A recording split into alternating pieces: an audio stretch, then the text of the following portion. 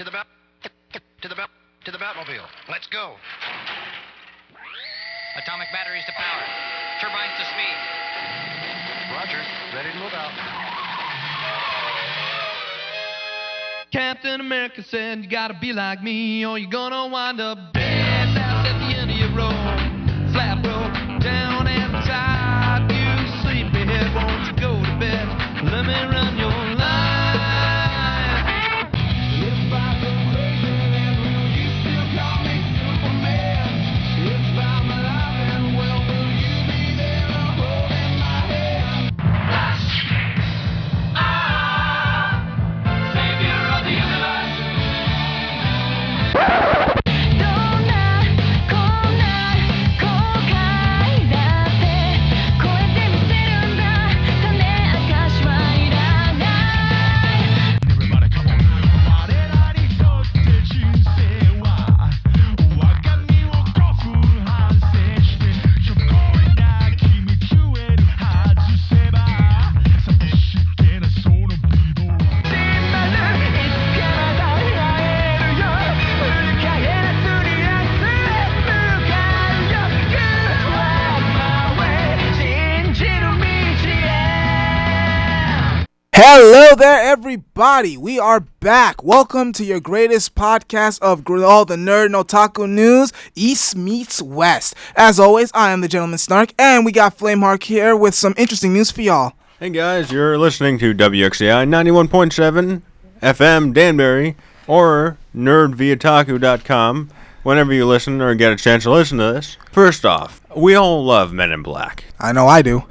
However, there's going to be a reboot, and it's not going to feature Will Smith. Dun dun dun. Yeah, I know, it doesn't seem right. I mean, he kind of made the movie, didn't he?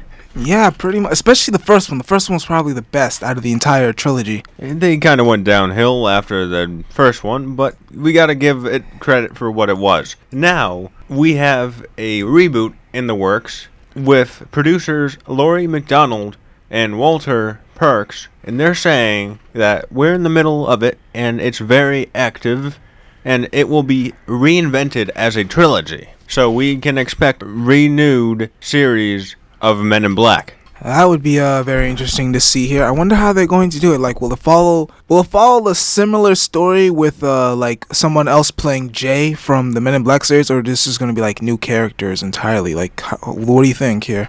Personally, I think it's going to kind of be like the same thing, just rewashed. Personally, like, what I would love if Jay retires and someone else takes over. Well, that would be nice too. I mean, K was supposed to retire, but then we brought him back for the second film. And then a third. He was kind of too old to do anything, so we had a younger K version to do all that. But that's neither here nor there here. So, I mean, seeing Jay retire in this one would actually be a good thing. But then, if they were to do that, it wouldn't be so much as a reboot as kind of a far sequel here. I don't know, like the Gentleman Snark said, I think if it followed in the same universe, it would be a lot better, because you wouldn't be getting rid of any of the lore that you've been building on last decade, because the first one came out in 1999, and then the last one came out in early 2010s. Will we see a renewed Men in Black? Yes. Will we see it in the version that many fans will hope? Probably not. I'm just hoping that, they don't go overboard with, possibly, like, the aliens. Like, we don't want to see any cheap stuff here. Like, just don't go overboard with the CGI. Try to stay true to the story here. And, I mean, I honestly have no idea what to expect from this. I really don't. I mean, I love the Men in Black series, so I will be interested in giving this a chance whenever it hits the silver screen. But we all gotta remain skeptical because there are certain, bombs out there. And, anything else about the movie? Well, on my end here, folks. The creators of Bakuman and Death Note have once again reunited to launch a new manga series called Platinum End.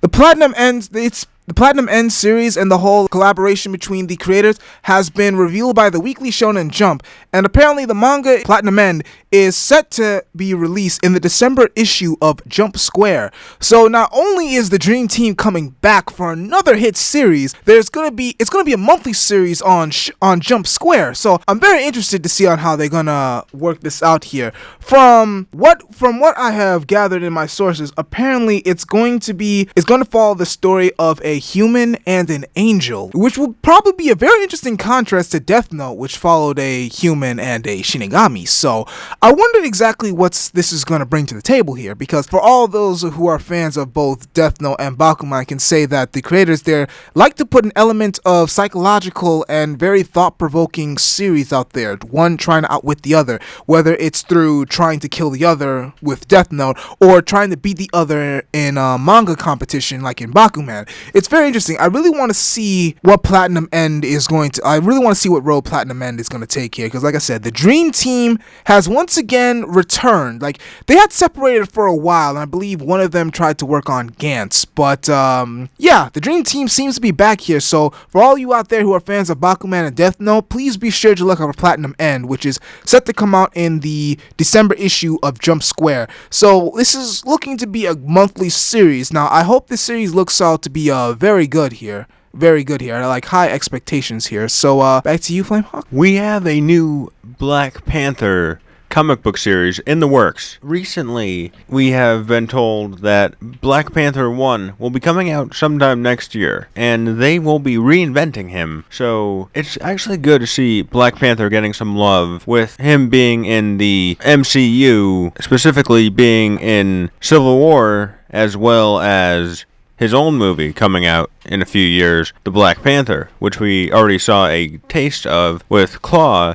being in Wakanda as a material dealer. It's actually nice to see him get revamped, and the author for this will be Ta-Nehisi Coates. I'm actually looking forward to this, since Black Panther hasn't been featured too much in the past. And I love the way Marvel is going now with bringing secondary characters into the mainframe and showing them some light. I think we all know that Guardians of the Galaxy was a huge, huge success, and no one ever heard of them before that. They really haven't. Before that, no one probably knew who they were besides like dedicated Marvel fans. I know I was one of those people who had no idea who the Guardians of the Galaxy was until I saw the movie. And now people love them. I mean, a lot of people are rocket quotes daily, as well as saying, "We are Groot." Ain't no one like me but me. Close, but no cigar. Hey, I tried. So, back on my end of the things, folks. Japanese publisher Kodokawa announced on Thursday that there is going to be a relaunching of English Bookwalker website and apps with over 700 new titles on October 8th. So basically, it seems to be there's going to be a English app for all of you light novel and manga readers here, for you to read all of your Darawa and No Game No Life light novels and many other mangas within this app. So it's interesting to see. It seems to be legal here. It also seems to be get some official English translations here. I personally am the one, since none of the light novels usually make it over to the States very much, I'm usually one that uses the Bakasuki app, or at least I did before I switched phones. Windows phones get no love, but that's besides the point. The Kodokawa launched the ebook store as a website on and iOS and Android in the app in English last year. It's going to feature a lot of stuff, especially from North American publishers such as Viz Media and even Dark Horse Comics. So that's very interesting as well. So for those of you out there, be sure to check out the English Bookwalker website out there to get some of your English light novels and manga out there. Oh yeah, Dark Horse is definitely the main publisher that is into the manga side in the United States in the comic book business as well. Yeah, I heard that. So yeah, like once again, check out the English Bookwalker website. It's going to be available with 700 new titles on October 8th. Yeah, like I said, feel free to give this a try out there. We need to give anime, manga, and all that light novels. Light novels are severely underrated out here in the States, so we should try to give them some love too, because I know I love my light novels too. Back to you, Flamehawk. Well, I'm going to be stealing some of your thunder right here. On the PlayStation Vita, we will be seeing a Seraph to the End, or a Worry No Seraph game that will be hitting the stores on December 17th. Interesting. So, Awari no Seraph is getting a video game. Interesting. Tokyo Ghoul is also getting a video game, but But we'll get to that later. So, how does the game look? There's a promo video, right? There definitely is. I definitely think it looks great. There's definitely some part of the series that looks definitely interesting. It kind of looks somewhat like Danganronpa in some sense. So it's gonna be like a visual novel. Interesting. So, do you think the game will follow the story of the anime, or will it go its own route? From what I see, it looks very anime-based, as we see both the main characters in their proper garb, one being the, guard, and one being the vampire army. Yeah, that's a good distinction. I don't know what else to expect from this right now, but we definitely will be in for a treat if my predictions are right. Well, let's. Is there any word that this video game is going to be hitting the States, or is that the release date mainly for Japan? That is strictly for Japan. All right, so no word on an English release here. If it comes out, it'll probably be by the end of next year at some point. Well, better get your ROM hacks ready. I'm kidding. Well, Sentai Filmworks has just recently announced the English dub cast for Black Bullet. It's going to be featuring Chris Patton as Rentaro Satomi, Lucy Christian as Enju Aihara, Christina Kelly as Kisara Tendo, Caitlin French as Tina Sprout, R.I.P., Carly Mosier as Saitenshi, Joanne as Sumeri Moroto, Jay Hickman as Kagitani Hiruko, and many others out there, many other English dub actors out there. So, Sentai Filmworks, they plan to release the series on Blu-ray and DVD on October 27th. So, very interesting. A lot of interesting releases coming out for October. I know I've mentioned this a lot, but it just keeps growing and growing. So, for all of you Black Bullet fans out there, be sure to pick this one up. It's going to be hitting DVD and Blu-ray and home release on October 27th. So, personally, I prefer the light novel better than the actual anime, since the anime was not to my liking, but I'm not here to rant about that. So, yeah, there's that. And also some other interesting news. Sentai Filmworks has also licensed Rihamatora. They announced this on Tuesday that it's going to be licensing it, and they're going to plan to release this on home video soon. So, very interesting out here. Sentai Filmworks is trying to really getting on the ball with their anime licenseship and releasing dates. So, let's hope to hear much more from them. And back to you, Flamehawk. We have Jason Momoa hinting at a more traditional costume for Aquaman than we already seen in the picture released earlier this year. I know he looks awesome in the way he looks now with the platinum and silver look, but we might actually get a bit of orange and green is what Momoa hinted. And we might actually see a little bit of more Aquaman hints in there, because they totally changed him up from the comic book series and the regular DC works to the picture with Jason Momoa. Seems to be kind of a drastic change. So you're saying that we might get Aquaman's original colors on the silver screen here? We might get a hint of them. A hint, but not like a drastic remodel, right? Not Mr. Whitebread himself. Yeah, unfortunately. But it's nice to see they're trying to make an effort. So, back to me here. So, One Punch Man manga's 10th volume is going to be listed with an OVA. So, out in Japan, when the 10th volume of One Punch Man finally hits the shelves here, it's also going to be coming with an OVA out there for all of you anime fans out here. So get ready to try and import this. So it's going to have an OVA of One Punch Man. It's going to be set to ship on December 4th. So going to be quite a bit after the anime has already been out, which the anime is set to release on October 4th. October 4th for all of you who have forgotten.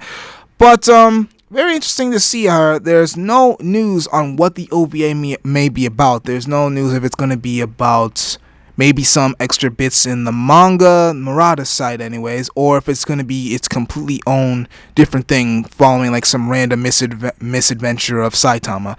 Very interesting to see here. Very something to keep one's eye out here. So, I mean, yeah, there's that. So, be sure to catch the One Punch anime that's going to be coming out on October 4th. And it's also done by Studio Madhouse. And goodness, the first episode was a dream to watch. If you haven't watched it, I highly recommend you watch it. You know Independence Day, right? Independence Day, correct? Yes, the movie. Ah, the movie. Yes, I know, full aware. We will be getting a prequel comic to the new Independence Day Resurgence, bridging the new and the old together. Ooh, we got a connector here. That seems nice. Any word on what it might entail? Well, we have editor Steve White saying it will be as rich as a psychological prison drama and a golden opportunity to segue nicely into next year's blockbuster sequel by taking the mythos of the original and maybe adding a little darkness to it. Ooh, so we're gonna get some nitty-gritty stuff. Nice. It looks like it. I mean, who doesn't love darkness? I guess no one's raising their hands here, so I guess everybody must love it. Now, as you guys know, it's the end of the week, so as always, the One Piece chapter, we have got to talk about the One Piece chapter here. One Piece chapter 801. Okay, first let's get out the giant elephant in the room. Did Rob... Oh, spoilers, by the way. I'll give you 3 seconds. 1, 2, 3. Did Rob Lucci make a return?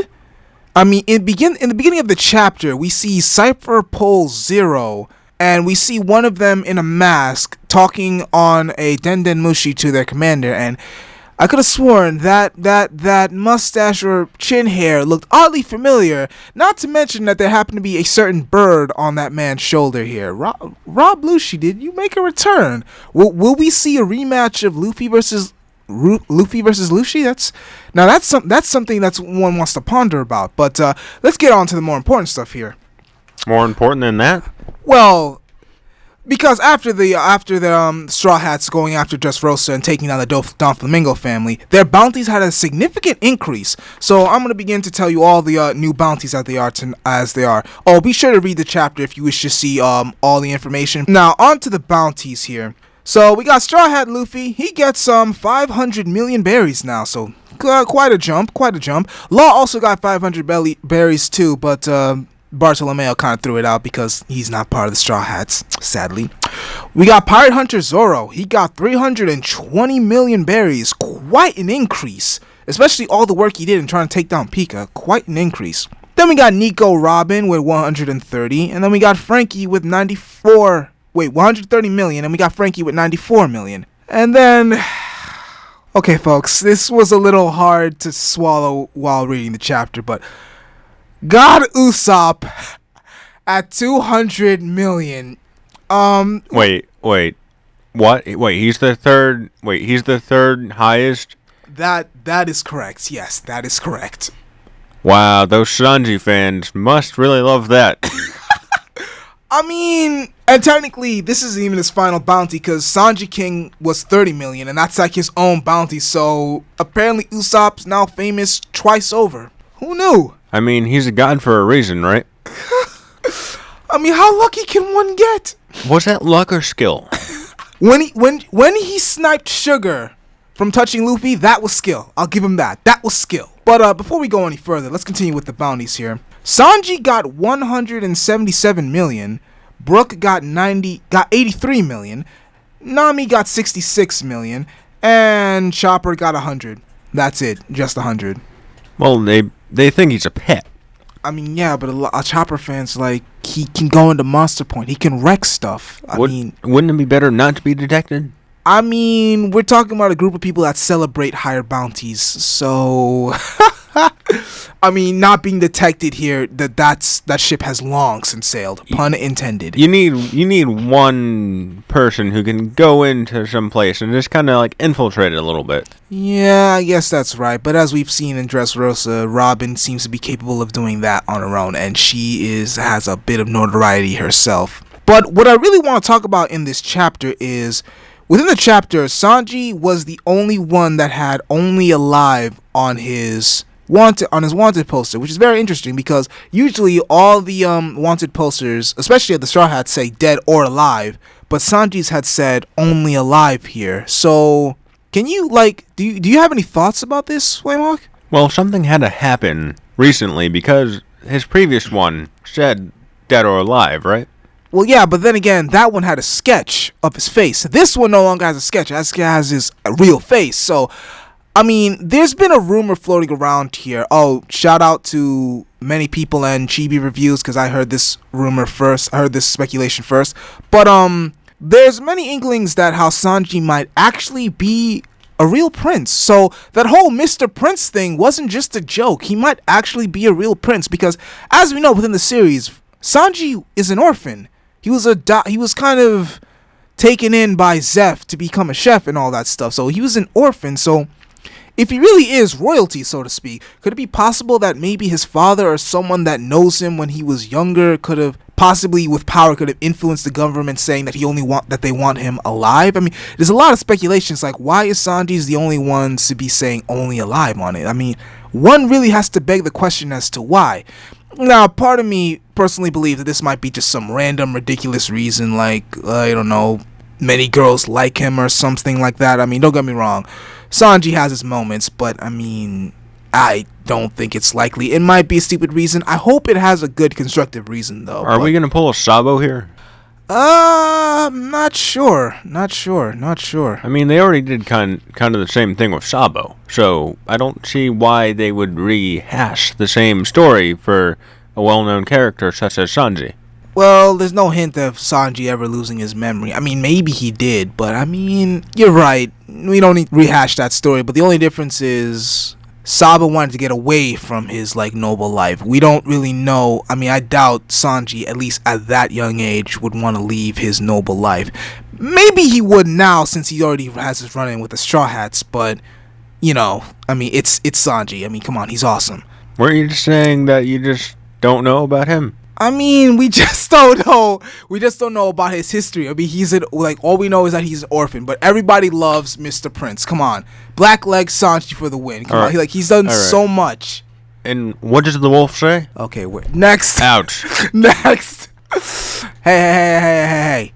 Cooking was a gift from the gods, but spices was a gift from the devil. And on that note, Flamehawk, we will be seeing a beta for the new Star Wars Battlefront beginning on October 8th on all major systems, PlayStation 4, PC, and Xbox One.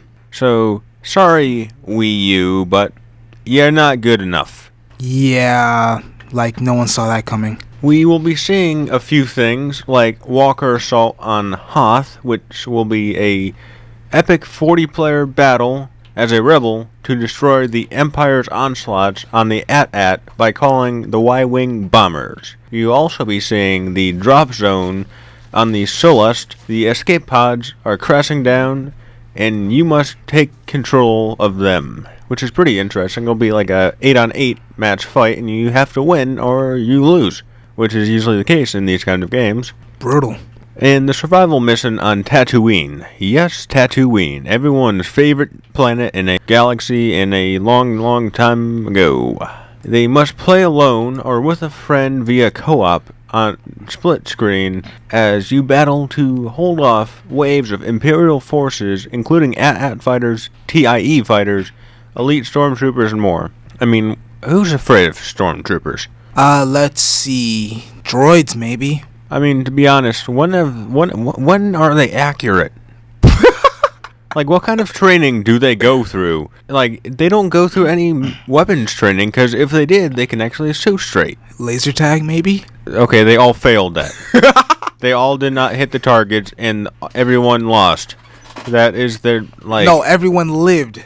That's everyone lived. That's what you want to say. No, I mean, everyone lost because they did not hit the targets if there was a laser quest. Tag and a draw, maybe? I don't know. I mean, I've always wondered that too, as to like what are they shooting at, the wall? I mean, I can understand if they're aiming at a Jedi that has experience. I mean, they could just deflect it with their lightsabers. But come on, we've seen like a group of them trying to take down one single person, and they still miss. Like 20 of them firing lasers at the same time or at alternating times in one area. Still missed. I mean, you have to be like, I don't know. That's terrible. Well, they're clones. What do you expect? They're all gonna do the same thing. What, inbred clones? Like what? They can't shoot straight? What are you talking about? Like, what are we talking about here? Like, they have, like, legitly freaking no aim. I mean, they're clones, so they are practically gonna do all the same things, right? Maybe? I can't explain this. Okay, so what did you clone it from? What did you clone it from to get all the reject clones? Did you get... Let's see, like, somebody maybe, I don't know, impaired, can't hold a gun straight, sweaty palms, I don't know, like, no bullets. I mean, I can't come up with an excuse here. So they were just like, okay, let's take this guy who really can't do what we want, and let's make 1 million of him. Essentially seems to be the case. I mean, Maybe they need glasses.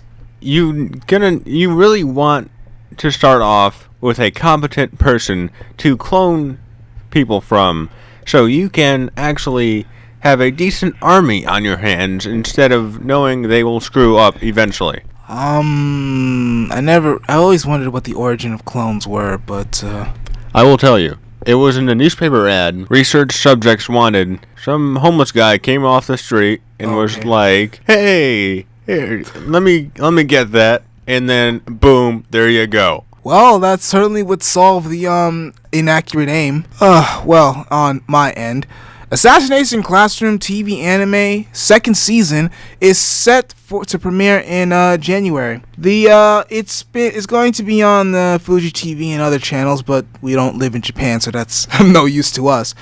It's going to begin with a new semester, and the Weekly Shonen Jump magazine, which the picture we also post on our Twitter page, be sure to check that out, reveals new visuals of it. So, very interesting to see. Never really watched the anime, but I did read the manga, so I am kind of a bit of a fan of the Assassination Classroom series. It's nice that we're going to see Koro Sensei again. I wonder how far they're going to get into, because I believe the manga is nearing its end. So I wonder if we'll actually be able to see the whole, spoilers by the way, for anime onlys, the Nagisa versus Karma. I wonder if they'll be able far enough to get to that, because that was an interesting arc within the manga, even though that recently ended maybe about a month ago. But yeah, still interesting nonetheless here. So it's a good anime to check out. I recommend for all of you out there who just want like one of those animes to pass the time. So be sure to check that out. Back to you. Okay, it's fall, and we all know fall is a decent time for television. I suppose. We have Gotham, Agents of S.H.I.E.L.D., Supergirl, Flash, and Arrow. They're all coming out with new seasons. Quite an epic selection, might I add.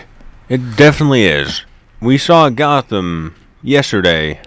Check your local listings. And we can expect a more villainesque approach to Gotham than usual. We saw, spoilers by the way, Gordon get fired from his job after the demotion from last season. And after that, he asked the Penguin to cash in his favor, which in return made Gordon have to do a favor for Penguin, collecting some money from a local gambling parlor. Well, that sounds pretty interesting here. I never think Gordon would stoop so low. He really wants to be a cop. I don't really know if that's worth it, but to him it is. And now we have the Penguin, the Joker, Barbara Gordon, and many others now free and roaming loose in the city. That sounds tragic, simply tragic. And where's Bruce Wayne? He is unlocking his father's secrets. Let's hope his secrets have something to do with the onslaught of villains running loose on Gotham. And hopefully will lead to his inevitability as Batman. Hopefully. I mean, there's a lot of other characters that we will see enter the frame of Gotham that are already kind of in it, like the Riddler. He's in it, but he's not exactly all the way there yet. He's still holding on to his humanity by a thin grip. Yeah, so for now, he's still Edward Nygma. On Agents of S.H.I.E.L.D., we have the premiere, which will be coming out on September 29th, and they'll be featuring the Inhumans more now than ever. I mean, more focused on Inhumans last year, but now they will actually get a chance to show off their stuff. Director Coulson, Agent Daisy Johnson, or Quake, by the way, are now in charge of S.H.I.E.L.D., and they are going for more powered people after the aftermath with Zhe Jing and the Inhumans. So we will see an aftermath of that, and Coulson and his rest of the team now find out there are more people searching for the Inhumans, as we could see in the new Season 3 trailer that we already put on our Twitter page. So if you want to go check that out, go right ahead. Now back to Gentleman Snark. And this is where we get to the difficult side of things. For those of you who happen to watch our live shows, may have noticed a few shows ago that I may have went on a bit of a tangent with Tokyo Ghoul Root A. Now, some may think it was a bit too harsh, as we had cut that out in our YouTube video of the show. But I believe that since new news has come to light, very importantly, that's specifically about Tokyo Ghoul Root A, I feel that it's very appropriate that we sit down and have a little chat. And to start off, I just want to ask a question. Studio Period, I just want to listen as I just ask you this simple question. What the hell happened? What happened? Why? Why? For those of you not in the know, recently, there have been drafts that have been made that were created and made by Suya Shida, the creator of Tokyo Ghoul. There have been drafts for what he had initially had planned and wanted for Tokyo Ghoul Root A.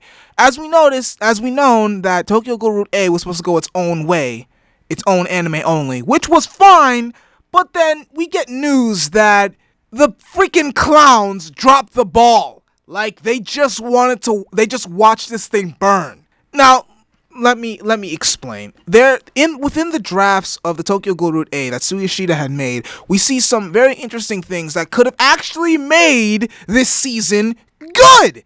Now, don't get me wrong, it still doesn't excuse some of the other errors with it, but it could have made it a lot more salvageable. Like, there was this one instance where Tara was supposed to force Kaneki to eat a human girl just to prove his loyalty to Aogiri Tree. But what happened to that, Period? Like, I'm waiting for an answer. What happened? I'm waiting. Exactly. You don't have an excuse. What is this? And then we have this whole where Juzo and Tsukiyama were actually going head to head against each other. Now, just the other day, I was thinking, how interesting would it be to see those two actually clash? And now that I realized that that in the drafts that was supposed to happen, now that I know that we could have gotten it, I'm upset. I'm upset. And you as fans of Tokyo Ghoul should also be upset. By all means, I'm not saying to go bash and no cyberbullying by any means. I don't condone that. This is not a license for that. But still, like, this is what? Period. What happened? You had one job. Now you're making Toei look better than you. Yes!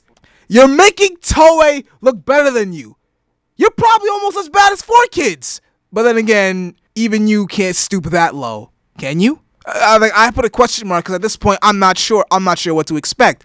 And then we have, within the drafts, we also see that we were supposed to see Rize again. Let's see, there was supposed to be the instant where Toka met up with Rize. And this was supposed to be like while like she was being starved in Kano's lab. We were also supposed to see Kano's lab and see what he's supposed to be planning and up to. And there was also this one incident where Kaneki was supposed to say that he, and I quote, "I'm going to kill the One-Eyed King." But what happened to that? Nothing, none of that happened. Now, do I think these drafts would have saved Tokyo Ghoul Root A? It's debatable. Because like I said, had they still kept in what we got, had they still kept that in, there would have been a lot of flaws. Because that Arima versus Kaneki fight still should have happened, yet them damn clowns still dropped the ball. I will forever lambaste them for that, because that alone is enough for me to be pissed. So, in other news is here, and then we have that whole Amon versus Kaneki fight, and don't get me started here. Like I've already said, in the manga, that fight was supposed to be gold. Amon gets the armor, able to fight all that, but no. No. That doesn't happen. That doesn't happen in Root A. But you know what? I've already ranted that in the other show. Hopefully, if we can find the recording, we'll put that up for you folks. But more on the task of the drafts here. Personally, I think these drafts could have put a new perspective on Tokyo Ghoul Root A. It could have put a new perspective. Because like I said before, Tokyo Ghoul Root A was supposed to go its own direction, but the way it went, it made it seem as if they might as well have just went with the manga verbatim. That's how closely similar they linked up with each other, with the manga and Root A. The only difference is Root A wasn't good. So, and if they actually added in these scenes from the drafts, it could have actually gained the title of, okay, it's going its own direction here. We're getting some variety. It's literally going its own way. There could have been some potential there. But no. Where did it go? Where did it go, Period? Where did it go? So you mean to tell me that Sudi Yoshida made gold and you guys just threw it out just like I knew something was up when I first saw the first episode of Tokyo Ghoul Root A and we got that for an opening. I don't even know the name. I don't even care if I don't know the name. I don't care for the opening at all. Unravel was the best opening they got. I don't know what Root A did, but I can go on and on and on about this. And from the looks I'm probably getting here, I probably should wrap this up. So, in conclusion, Tokyo Ghoul Root A had drafts. If all of you who think I'm making this up, please, I encourage you, go look this up because I've known about this for a while, since the weekend. I've known about this. I've known, it's been, all over the Tumblr pages. Seriously, folks, please, go look it up. Tokyo Ghoul Root A drafts. I'm not making this up. They're actually drafts of what Root A could have been. And the fact that we really actually could have gotten this just makes, I don't know. Personally, I'm very angry at what Period did. I don't know what their reasoning was for this. They better have a good reasoning if they choose to explain themselves. Until then, Toei, I'll give you a break for now. Now Period's going to be at the end of my sword for quite a while now. So, that's it for me on this little rant here, folks. Flamehawk, anything on your end?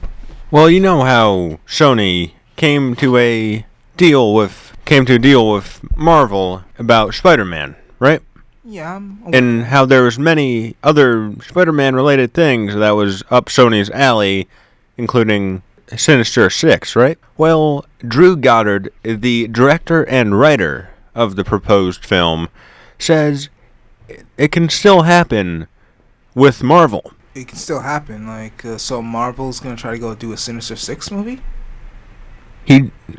No word from Marvel themselves, but Drew Goddard said it can still happen. So, I don't know if we'd like to see it or not.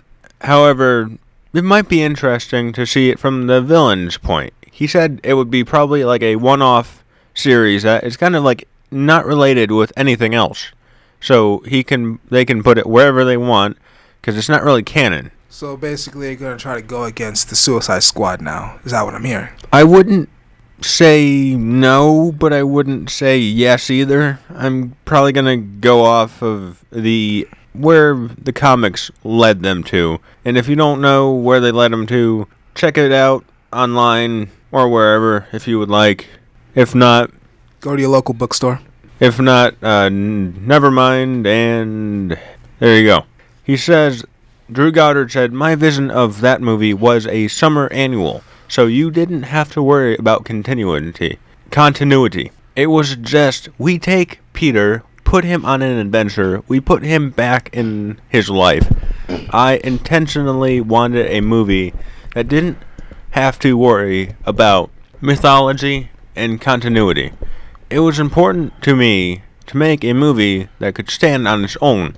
So the good news is, it slots in very well to any plan anybody ever wants. We just need a couple of years to go by, I think. So he's not talking about short term, but maybe long term we can see the film get rebooted or revived, actually. So we'll see if we can actually get it, but not really sure. Because he said the tricky part about all this is that I love this plan. I love that you get to see Spider-Man in the Marvel movies. I think that it's a great thing he's talking about the merger. I'm on board with that decision because as a fan, that's what I want. So no one knows what the future holds. This is Hollywood, man. You've got to play the long game. So everyone wants to see Spider-Man back with Marvel after the Sony disasters. I mean, there was proposed trilogy for the Amazing Spider-Man, and before what's that, wrong with that? What was wrong with those? I don't have a video long enough to explain how they went wrong. And there was almost a fourth Sam Raimi. Wait, what? There was almost a fourth Sam Raimi Spider-Man. I mean, the movie itself wasn't great, but it did pull in a sizable amount of money. So, I mean, I don't see what's the problem. I mean, you call them straight disasters. I don't agree. All right, want to talk about it? Sure, like, yes, let's talk about this. Like, I don't agree. Why are they disasters? Like, Andrew Garfield did a good job here. Not the best, because he's a bit too cool, look-wise. He did not capture Peter specifically. How so? Are we still talking about the nerd look? We are. Oh my gosh. Let it go. If we could merge both of them, we'd have Peter. We would have Peter. You gotta admit that. You have to admit that. Merge both of who exactly? You know who I'm talking about. Garfield and Tobey Maguire. Oh my gosh. Let it go. If you merge both of them, you would have the ideal Spider-Man. The idea. Okay, well, yeah, because, I mean, Andrew Garfield with the quips, way better than Tobey Maguire in that aspect. I will say Tobey Maguire did fit the nerd look more, but, I mean, come on. Is that really? I mean, come on. We're gonna see Spider-Man in a mask. We're gonna see Spider-Man more than Peter Parker half the time. Like, let's be real. Did you come to watch the movie just to see Peter Parker only, or did you want to see Spider-Man? Let's be real about that. I wanted to see a mix. You wanted to see a mix? Okay, what did you want to see Peter Parker do? What did you want to see him do? I wanted to see his relationship in the high school drama. Because that's what the comic and lores did. You're telling me right now that the Amazing Spider-Man did not capture the high school drama? Gwen Stacy, for goodness sake. No MJ. Okay, but how do you know? No. How do you know if the third and the fourth movie didn't have MJ? But hey, Gwen Stacy died, and even in the comic books, Gwen was first. So So if there was a third and fourth movie, we could have got an MJ. We could have had an MJ. Do you really think he's gonna be bouncing back so far after? I mean, his girlfriend just died. You don't just go around saying, "Oh well, she's dead. I have to go find someone else." Her father died, but then how long did it take for him to break that promise? Come on, folks. Let's be real here. Let us be real. I mean, if anything, you have to at least admit this. The Amazing Spider-Man series followed the comic more than the one with Tobey Maguire. You have to at least admit that. That is true. You have to at least admit that. But you do have to admit that the nerd approach with Peter Parker himself, not Spider-Man, Peter Parker, was better under Tobey Maguire. Okay, but that's all you got, though. That's all you got. And that was very, very, very important. But that's all you got. And they messed that up. But that's all you got. Well, and and how badly they really messed it up. Because at the end of the day, he still got bullied, did he not? Did he not get bullied? For what? He got bullied. How did he get bullied? He's the nerd. Like, Flash just tried to put him in a locker. Like, okay, what kind of school is he the nerd? Let's be real here. What kind of school is he the nerd? Maybe he wasn't the nerd per se, but he was the uncool guy that everyone tried to stay away from. You gonna argue that? Do you want to argue that? Who? Come on, look at him. Look at him. He is not unpopular. What kind of school What kind of school are you going to? The only friend he ever even had was Gwen Stacy. That he ended up. I mean, Andrew Garfield himself. Andrew Garfield himself. What kind of school is he unpopular in? Okay, but you telling me that Tobey Maguire would be unpopular in school? Yes. That's rude. That's just rude. That's just rude. He fits the nerd role more accurately. Okay, I'll give you that, but I mean, if anything... I mean, what kind of boarding school do you go to that Andrew Garfield is the nerd? I mean, come on. Okay, fine. We'll call him the hipster. Can we at least agree on that? True, but Peter Parker is not a hipster. I mean, he had the glasses at least. I know the comic book lore. He is not a hipster. He Period. but he had the glasses at least. Cut him some slack. No slack is given. Like, 10 points to Gryffindor.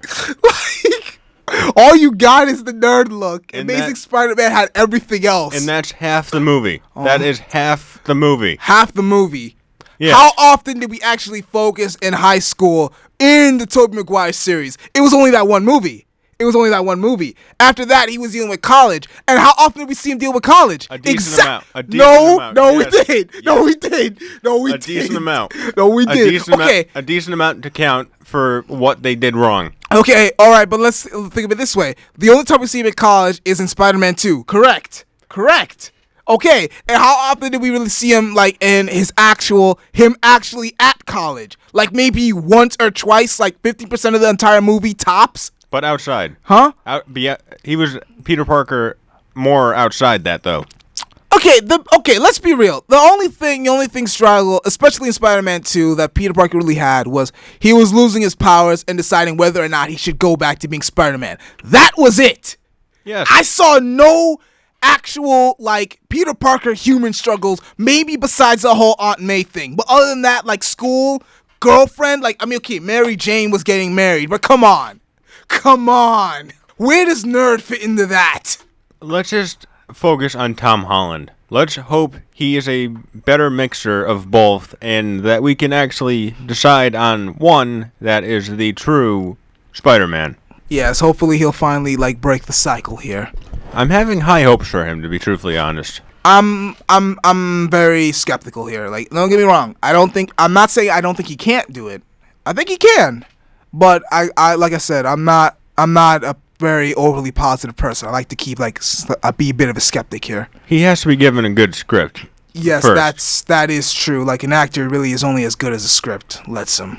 So, we have to see if the script is any good before we can actually judge him. Well, that's all the time we have for right now. I hope you enjoyed this East Meets West / Nerd via Otaku, and you can catch us on nerdviataku.com, and you're listening to WXCI 91.7 FM or our YouTube page.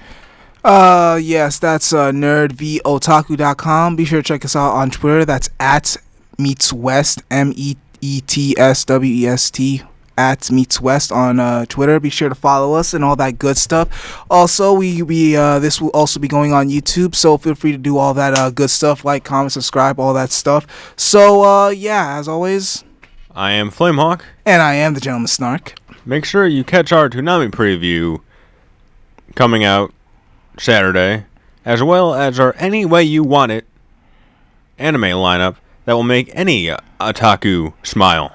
And we recently had changed up the lineup real quick, and we've seen a lot of positive feedback with people liking our listings here. So if any of you people have suggestions, feel free to shoot us an email or contact us on Twitter. So, yeah. Until next time, stay classy. See ya! Hey, this is Flamehawk. I hope you enjoyed our weekly East Meets West podcast. Be sure to catch us every week on Thursdays, 3 p.m. to 4 p.m. Eastern Standard Time. I run the American side of things, covering Marvel, DC, Star Wars, and much, much more. And as always, I run the otaku and Japanese side of things, from Shonen Jump into other interesting anime news. Please be sure to like, comment, and subscribe. Your contribution is always appreciated. And remember, folks, stay classy. See ya!